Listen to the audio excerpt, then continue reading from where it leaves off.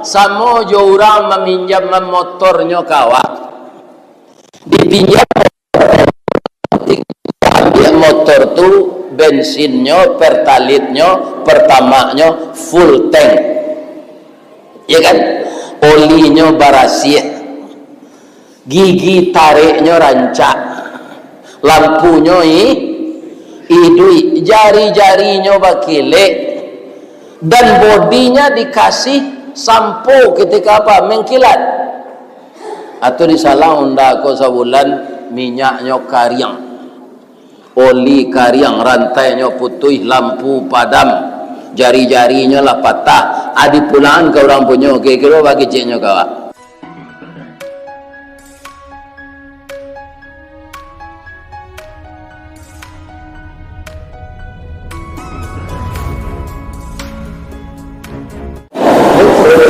Assalamualaikum warahmatullahi wabarakatuh.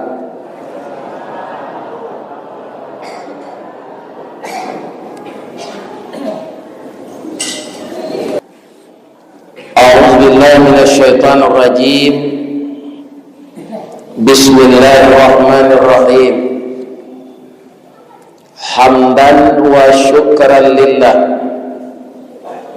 Salatan wa salaman ala Rasulillah wa ala alihi wa ashabihi wa mawala wa la hawla wa la quwwata illa billah. Amma ba'd. Yang kita muliakan dan kita hormati Bapak Ketua Kemakmuran Masjid dan seluruh Bapak pengurus, yang kita hormati bapak-bapak, tua-tua masyarakat yang didahulukan selangkah, yang ditinggikan seranting, Bapak Camat, Bapak Kepala Desa, dan seluruh unsur pimpinan masyarakat, alim ulama, cadik pandai, bundo kanduang, wirid BKMT, wirid Yasin, dan semuanya kita yang hadir di rumah Allah yang suci ini. Pertama kita mohon kepada Allah dosa kita diampunkan dan dimuliakan kita dari dunia sampai ke akhirat. Amin ya rabbal alamin. Bapak Ibu, yang ingin saya ceritakan, bapak-bapak, ibu-ibu, kalau kita berangkat ke sana itu ada bacaan khusus yang tidak ada kita baca beribadah di negeri kita ini. Apa nama bacaannya? Talbiyah. Hanya itu ada di jamaah haji dan jamaah umrah. Dan itu tidak bisa kita baca untuk waktu salat. Masuk waktu maghrib seperti tadi, kita talbiyah. Labbaik Allahumma labbaik. Tidak ada apa. Jadi panggilan salat itu hayya 'alas salat, azan namanya. Jadi kalau kita ikuti bacaan itu ketika kita melaksanakan ibadah umrah, setelah kita berniat di miqat, nawaitul umrah wa ahramtu lillahi ta'ala, kemudian kita naik ke mobil dari sana menuju Makkah Al-Mukarramah. Yang kita baca sepanjang jalan itu labbaik Allahumma labbaik labbaik la syarika laka labbaik innal hamda wan ni'mata laka wal mulk la syarika lak. Pertanyaannya, berapa kali kita membaca labbaik? Saya ulang membaca labbaik Allahumma labbaik Labbaik la syarika laka labbaik. Berapa? 4. Kaum muslimin, itu apa artinya? Ini saya ya Allah memenuhi panggilanmu. Kenapa 4? Labbaik Allahumma labbaik 2. Labbaik la syarika laka labbaik 4. Labbaik yang pertama, kita lahir ke dunia ini. Yang dimulai kita diciptakan oleh Allah setelah orang tua kita menikah, mereka bergaul, kemudian bercampurlah air tulang sulbi sang ayah dengan air tulang dada sang ibu, disebut namanya sperma dan indung telur. Maka menjadilah dia segumpal darah. Ya kan? Dan itu dimulai dengan proses yang bernama nikah. Nah, kalau orang melakukan hubungan biologis tanpa nikah, itu namanya zina. Dan zina itu berbahaya. Apa bahayanya? Misalnya seorang yang sedang pacaran berzina, kemudian hamil yang perempuan. Dari segi biologis, bapak-bapak dan ibu-ibu yang terhormat, itu anak dia. Jadi orang yang melakukan akad nikah itu tidak disebut zina. Kenapa kita disuruh nikah? Jelas nasab kita. Jadi bahaya dari zina itu Pak, secara biologis anaknya, tapi secara agama tidak.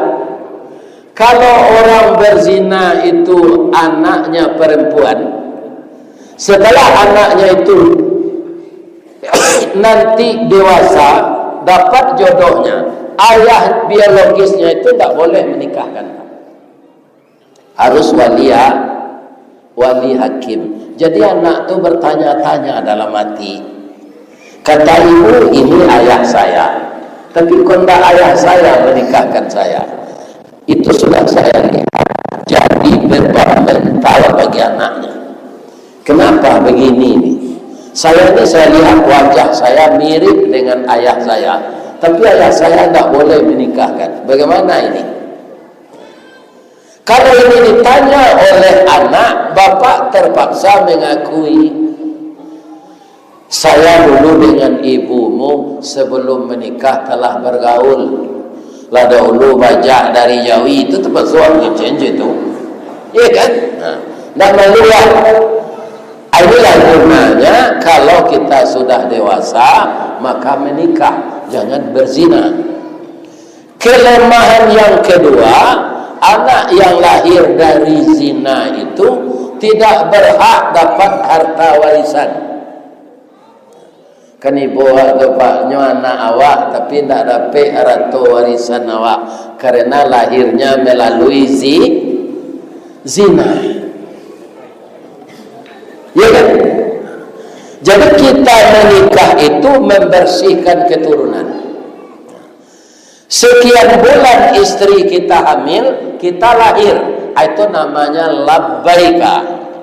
Datang kita ke dunia menemui Allah setelah kita diciptakan, disempurnakan, dikasih roh, diberi akal, wa nafakha fihi min ruhihi wa ja'ala lakumus sam'a wal absara wal afidah. Jadi ketika bayi sudah diberi bernyawa oleh Allah di dalam rahim, yang berfungsi pertama itu apa Pak?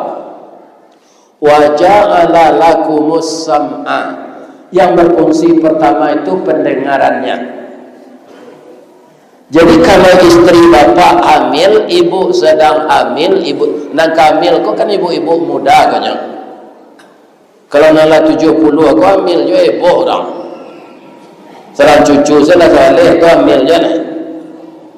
Ya kan? Tapi ndak ayo kalau suami ada nama lu suami ndak ada pi hamil je.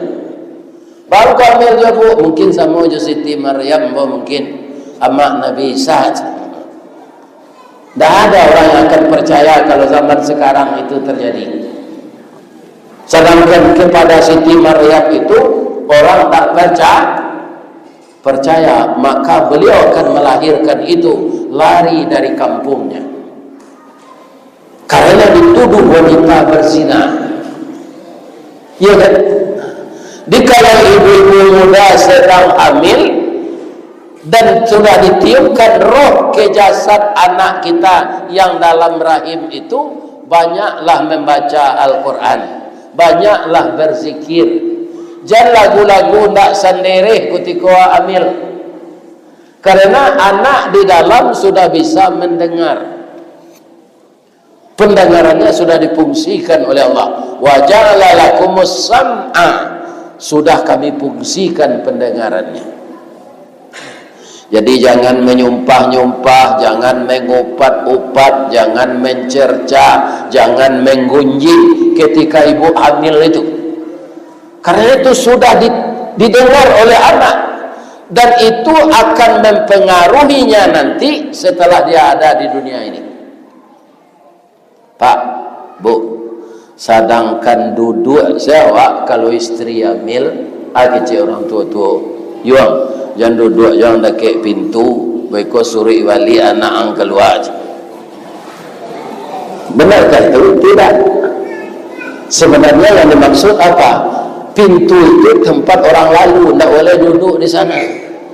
Maka jamaah nan terlambat datang, maju kemari jadi pintu tu je duduk. Kau banyak lapang kan? Sebab pintu tu tampaklah lalu. Kalau duduk sana tampak orang lalu. Ada lagi anak-anak kita duduk di bantal. Apa kata ibunya? Nak, jangan duduk aja di bantal, dek bisu ikut ikut. Ya di bisu ikut kalau duduk di bantal. Tak, bantal tak tampak duduk, tapi tampak kapal. Kapalo itu sebenarnya. Untuk itu ibu-ibu muda, anak-anak saya, kalau hamil agar anak itu baik akhlaknya, maka banyaklah zikir dan membaca Al-Quran. Mudah-mudahan anaknya hafiz nanti. Ya kan? Jangan melagu-lagu yang tak elok ketika hamil.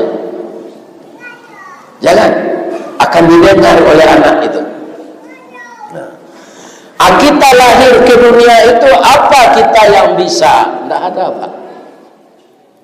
Kita hanya bisa menangis. Dan kita tidak punya baju, kita tidak punya celana, kita tidak punya kain, yang ada tangan di kepal, ya kan? Kemudian kaki kita terangkat, tangis keluar. Kenapa? Karena kita sedang memegang janji. Janji apa? Ketika roh akan ditiupkan ke tubuh kita, Allah bertanya. Seragam pertanyaannya apa? Karena roh itu satu kali diciptakan oleh Allah. Apa pertanyaan Allah? Alastu bi rabbikum? Itu pertanyaannya pendek saja. Apakah kalian roh-roh yang telah saya ciptakan ini mengaku bertuhan kepada saya? Alastu bi rabbikum? Semua kita menjawab. Orang Kuantan Singingi, orang Ujung Batu, orang Rokan Nulu, Rokan Hilir, Kampar, Lubuk Jambi, orang Gunung Tawar, Desa Pantai. Sadonya mengecek, kata orang tu, qalu bala syahidna. Jadi serentak roh itu menjawab, katanya apa? Kami mengaku semuanya ya Allah bahwa Engkau Tuhanku, dan kami akan menyembah Engkau ya Allah. Itu makanya anak lahir itu menangis, tangannya terkepal. Ya kan, katakanlah karma, katakanlah Hitler, katakanlah Mussolini, katakanlah Napoleon Bonaparte. Ketika ditiupkan roh, dia mengaku akan bertuhan kepada Allah. Jadi kita lahir ke dunia itu adalah menemui Allah yang pertama lahir ke dunia, namanya labbaik. Kita lahir ke dunia ini nanti menemui Allah lagi harus menurut aturan Allah. Jangan menurut aturan kita. Kalau menurut aturan kita yang ke depan nafsu. Kalau menurut aturan Allah yang di depan wahyu. Ya kan? Sedangkan wahyu menentang nafsu. Nafsu menentang wahyu. Ada di zaman dulu Pak, orang mencuri, ya kan? Hukumnya potong tangan, tapi disidangkan dulu. Kenapa kau mencuri harta majikanmu? Gaji yang bolah 3 bulan tak dibayar di dua samang aja. Diminta ambonya tanpa anak ambo kemakan, istri ambo perlu berlanjut. Akhirnya yang dipotong tangan siapa? Tidak, bukan bawahannya yang mencuri tadi, bos yang tidak membayar gaji tadi yang dipotong tangannya. Jadi begitu orang mencuri langsung dipotong tangan, tidak. Ya kan? Diproses dulu apa sebabnya dia mencuri. Nah, ini bapak-bapak, ibu-ibu. Bapak-bapak, ibu-ibu kaum muslimin, kalau kita datang ke dunia ini dengan aturan Allah dan kita yakin bahwa kita akan kembali kepada Allah, sama jo orang meminjam motornya kawan, dipinjam motor tu bensinnya, pertalitnya, pertamanya full tank, ya kan? Olinya barasih, gigi tariknya rancak, lampunya idui, jari-jarinya bakile, dan bodinya dikasih sampo ketika apa? Mengkilat. Atau disalah unda ko sabulan minyaknya karyang, oli karyang, rantainya putih, lampu padam, jari-jarinya lah patah. Adi pulaan ke orang punya, kira-kira bagi ceknya kawan. Ini kan, kalau kita yang punya motor itu, seperti itu pula tubuh kita dan roh ini. Ketika ditiupkan oleh Allah, roh itu bersih. Karena mencintai daki-daki dunia ini, kita berpacu dan berlomba mengumpulkan semua yang haram untuk menunjang hidup kita. Akan selamat tak kita diterima Allah setelah mati? Tidak. Innalladzina kafaru, sesungguhnya orang-orang yang engkar kepada Allah akan dimasukkan ke dalam neraka jahanam. Itulah seburuk-buruk tempat kembali. Terbakar di neraka tidak sama dengan terbakar di dunia. Kalau terbakar di dunia, Pak, habis kulit kita terbakar, kita pingsan, mati, habis sakitnya.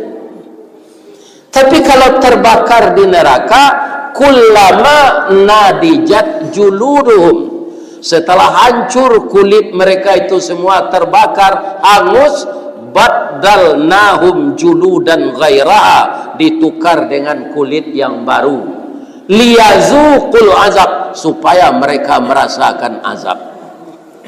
Itu bedanya terbakar di dunia dan terbakar di akhirat. Jadi ketika dikembalikan roh ini kepada Allah, dia sudah kotor, tidak karu-karuan, pasti kita kembali itu yang disebut su'ul khatimah. Sedangkan kita berharap kita meninggal, Allahumma inni as'aluka bi usnil khatimah, ya Allah, aku minta kepada engkau supaya aku dimatikan dengan kematian yang baik. Inilah doa yang paling dibenci oleh iblis. Kalau tak mau dapat jawab doa tu Pak, tandanya kita terpengaruh dari iblis. Allahumma inni as'aluka bihusnil khatimah. Tak mau dapat doa tu dah. Kenapa orang doa kedua sana dapat dia nyanyi? Aduh, minta umur panjang, rezeki murah. Ya Allah, panjanglah umur-umur, rezekimu, rezeki murah. Itu sih. Yang paling urgen itu. Allahumma khtim lana a'malana wa ajalana ya Allah bihusnil khatimah. Itu lebih panjang lagi doanya. Ya kan? Wala takhtim alaina a'malana wa ajalana ya Allah bisu'il khatimah. Dan jangan engkau jadikan aku, amalku, hidupku, ibadahku dengan akhir yang buruk. Wala takhtim je, Allahumma khtim je, wala takhtim je. Jangan dibalik-balikan Pak. Nya dek bahasa Arab atau mengko bahasa Arab ko dipelajari liwat artinya. Kena salah baca kiranya awak minta masuk neraka. Tak tentu doa tu. Makanya sebaiknya setiap doa yang akan kita hafal kita lihat artinya. Di kampung saya Pak ada namanya serangga yang berjalan itu kerusuk. Itu namanya sirangka. Sikoa namanya Pak. Sirangka ya. Sama jadi mudianya ya. Sirangka ko sudah batalu ya Pak, Bu. Batanyo ke anaknya nanglah keluar dari talu ke. Nah, iyo Pak. Lai kalian perhatian ayah. Lai ba ayah madok ke Sentajo pi jalan ayah arah ke Gunung Tawar aja. Sirangka kan itu jalan tu. Ini madok ke Zinana jalan ke Mari ya. Lai tahu ang mengkocoi-ko jalan ayah. Indah ya, kami kan baru lahir baru. Tak tahu kami dah ya. Ikut dek kakek ang salah didik dulu. Kini ayah lah sakit-sakit nak. Kok meninggal ya? Jangan ditiru jalan ayah ya nak. Kama madok kesinan melangkah di kecik apa serangka kok. Lah mati le berubah jalan anaknya gini. Indah, dek apaknya meriang, anaknya meriangnya. Maka orang tua akan mempengaruhi karakter anak. Maka jadilah kita sebagai orang tua yang baik-baik diajarkan kepada anak. Karena apa? Anak itu adalah belahan nyawa kita. Anak kandung si biaran, anak si biaran tu. Kalau kita menggergaji kayu Pak, ada digergaji di tengah untuk mengambil garis lurus, ya kan? Bekas ini ada yang tebal, ada yang tipis. Itu namanya sibiran. Jadi anak tu sibiran tulang awak. Ya kan? Makanya kita Bu, saya kalau pergi ke kampung ayah saya, Ustaz, jalan Ustaz samona jo mak bijonya. Mak bijo tu sia ayah ambo.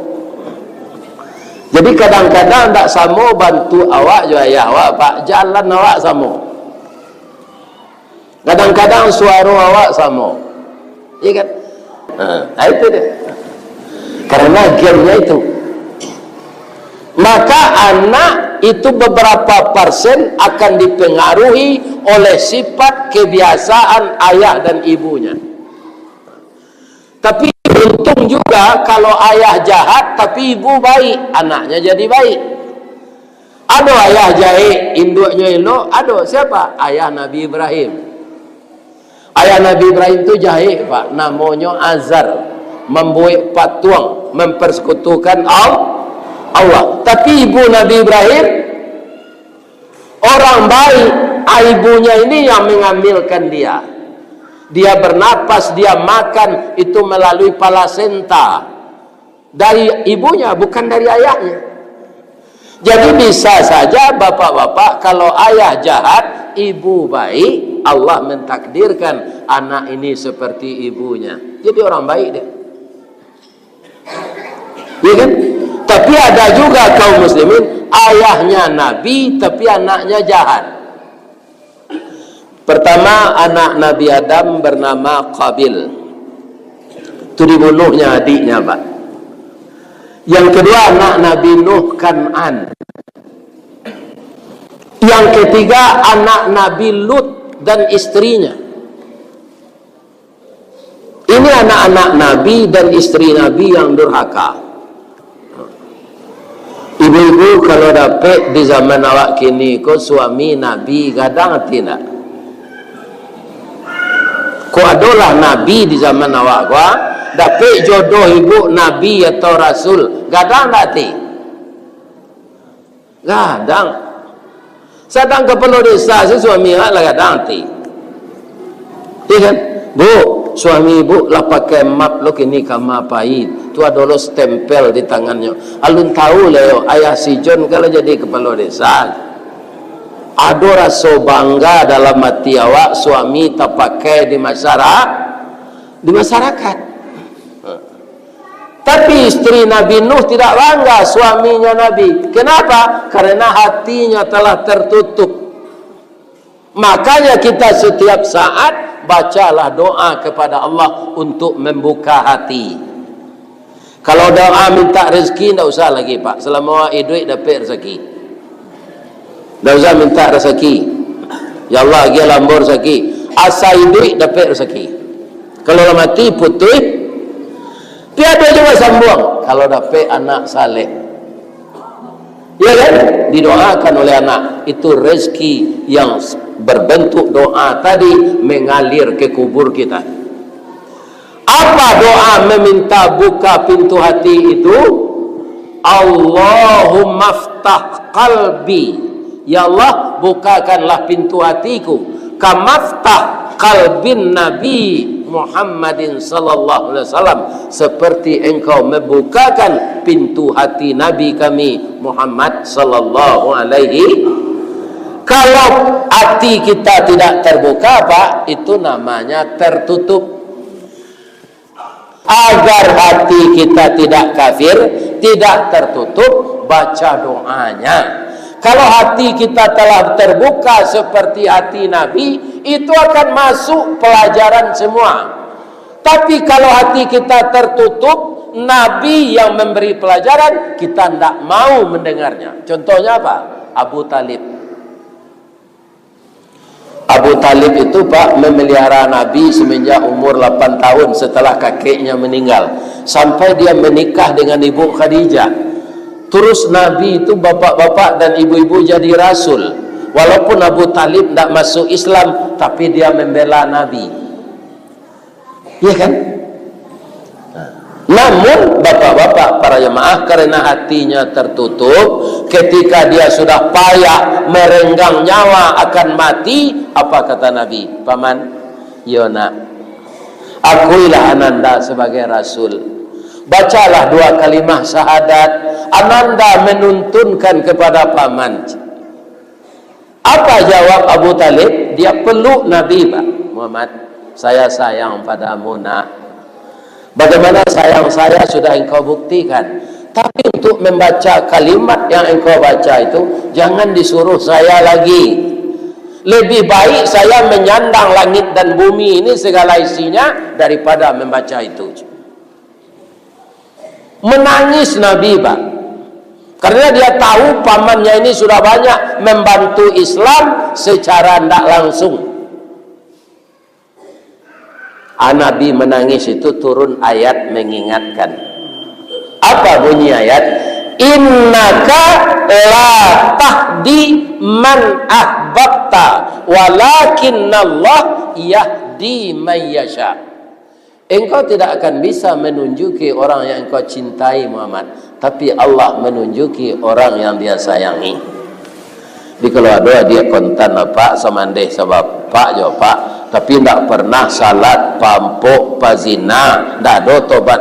Nyoka mati jangan pak bisi lo la ilaha illallah lah. Kalau nyoka kuah bawa sekreteh kuah dake nyolalo tu, nyoka payah tu. Abi tu terkena. Mati sudah tu. Ya? Orang itu akan mati dengan kebiasaannya yang buruk kalau dia tidak tobat. Nah, agar kita jangan kafir, masuk kita ke labbaika yang kedua. Labbaika yang kedua apa? Kan nyampe tadi Pak. Labbaika yang kedua, kita hadir di masjid setiap terdengar suara azan. Jadi labbaika yang kedua itu menghadiri salat berjamaah ke masjid, yang terutama sekali laki-laki Pak. Apa salat wajib na 5 waktu? Kalau apa masih kerajo, kan ada musalla di kantu berjamaah sinanjan seorang-seorang. Yang telah pensiun, rajinlah ke masjid ini salat berjamaah. Salat sunat boleh di rumah, salat wajib yang 5 waktu di masjid. Kalau bapak salat 5 waktu di rumah, itu laki-laki salehah. Sedangkan kita laki-laki kok saleh, bukan salehah. Ya kan? Jadi panggilan Allah itu kita temui di waktu salat masuk. Itulah labbaika yang kedua. Ya kan? Bapak-bapak dan ibu-ibu yang terhormat, kenapa? Karena suara azan yang membacanya muazin. Tapi pada dasarnya suara itu dari Allah. Sebab azan itu yang dibaca pertama, Allahu Akbar, Allahu Akbar. Jadi kalau orang tidak mau memenuhi panggilan labbaika yang kedua, menemui Allah di dalam salat, inilah manusia yang paling rugi. Kenapa? Nabi mengatakan al-ahdul ladzi bainana wa bainahumus shalah. Ikatan janji antara Allah dengan kita adalah salat. Faman tarakaha, siapa yang berani meninggalkannya, faqad kafara, maka kafirlah dia. Kembali kepada tadi Pak, kita yakin umat Islam ini kalau dikatakan kafir marah kita Pak, sebab hati kita terbuka menyembah Allah, tidak tertutup. Tapi orang yang meninggalkan salat, Nabi menyebut kafir. Ada hadis lagi yang lebih keras pula dari itu. As-salatu imaduddin, salat itu tiangnya agama. Faman aqamaha faqad haqamadin, siapa yang mendirikan salat berarti dia mendirikan agama. Wa man tarakaha faqad hadamadin, siapa yang meninggalkan berarti dia meruntuh agama. Coba kita ino anta, gadang tak dosa meruntuhi agama. Ini bapak-bapak. Jadi meninggalkan salat sama dengan meruntuh agama.